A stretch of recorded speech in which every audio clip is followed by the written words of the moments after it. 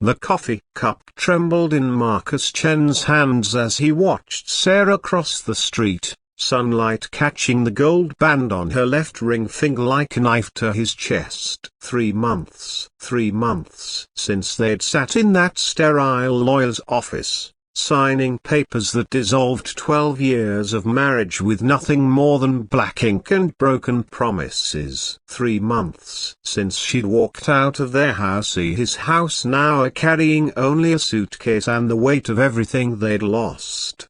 Marcus set his cup down with shaking fingers, the ceramic clinking against the saucer loud enough to draw stares from nearby tables at the sidewalk. Cafe tilde copyright. He'd chosen this spot deliberately, hoping to catch a glimpse of her during her lunch break from the non-profit where she worked.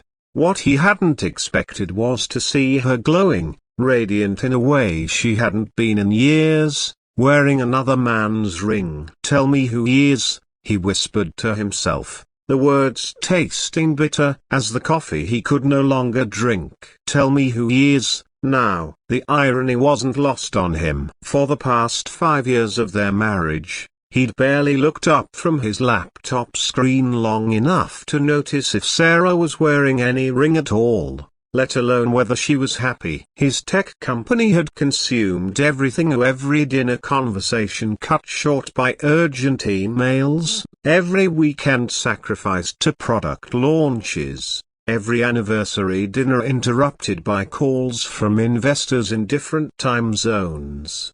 Sarah had tried, God, she tried. She'd planned surprise dates that he'd cancelled, cooked elaborate meals that grew cold while he worked late, and eventually stopped trying altogether. The woman who once filled their home with laughter and music had grown quiet, then distant, then gone. Marcus had told himself it was temporary. Once the company went public, once they secured the next round of funding, once the product launched, then they'd have time, then they'd reconnect. But once became never, and Sarah became a stranger sharing his bed, until even that ended. He remembered the night she'd asked for a divorce with devastating clarity. She'd stood in the doorway of his home office at 11 p.m., still in her work clothes from the homeless shelter where she volunteered, tears streaming down her face.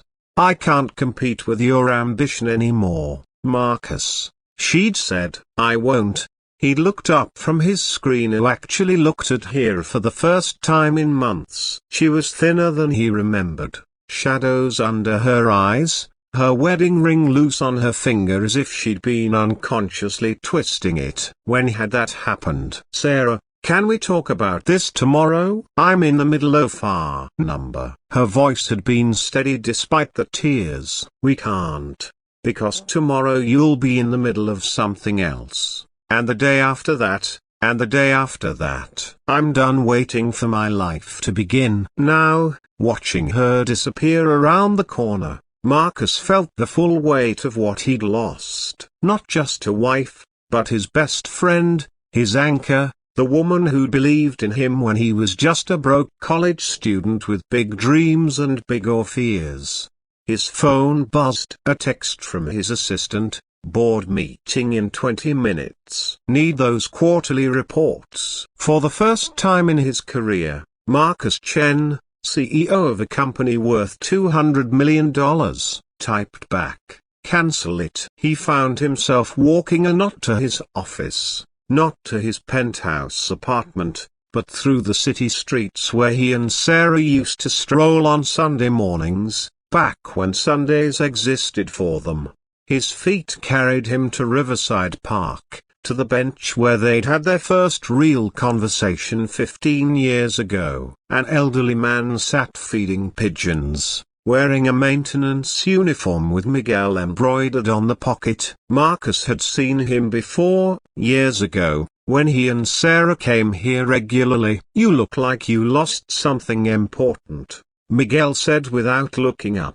scattering breadcrumbs with weathered hands. Marcus laughed bitterly. More like threw it away. Ah, Miguel nodded knowingly. Woman troubles. Ex-wife troubles. I just saw her wearing another man's ring. Miguel studied him with eyes that had seen decades of human folly. You know, I've been working this park for 30 years. Seen all kinds of people come and go. The ones who sit on this bench, they're usually here because they're figuring something out. What if it's too late to figure it out? Is it? The question hung in the air like the scent of autumn leaves. Marcus thought about Sarah's face. How different she'd look. Either not just happy, but peaceful. The tight lines around her eyes were gone. She looked like the woman he'd fallen in love with, but somehow more herself than she'd been in years. I don't know who she's marrying, Marcus said, but I know he makes her happy in ways I never could. That bother you? Marcus expected to say yes,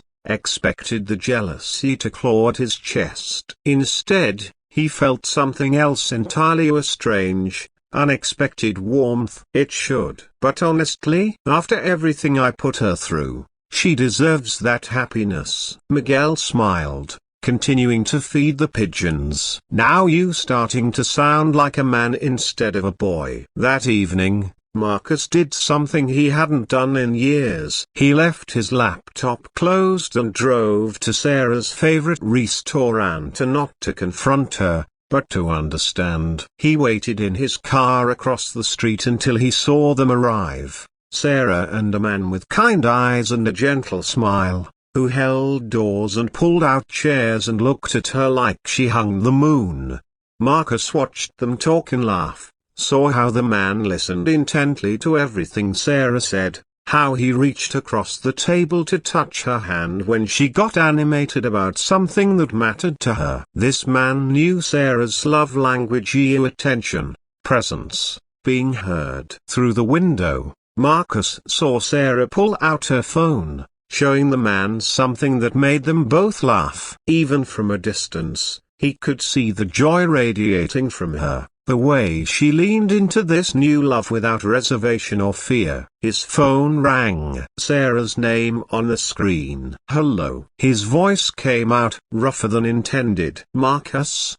I just wanted to call. I don't know why, but I felt like you might need to hear this. Her voice was gentle, the way it used to be during their late-night conversations when the world was just theirs. His name is David. He's a social worker at the shelter where I volunteer. We've been friends for 2 years, and, well, Sarah, let me finish. He makes me laugh, Marcus, every day. He remembers the little things, how I take my coffee, that I hate horror movies but love the silly rom-coms you used to roll your eyes at. He sees me, really sees me, and I see him too. Marcus closed his eyes, feeling something break and heal simultaneously in his chest. You sound happy. I am. A pause. I wanted you to know that I don't regret our marriage. We taught each other how to love, even if we forgot how to love each other. You taught me to dream big,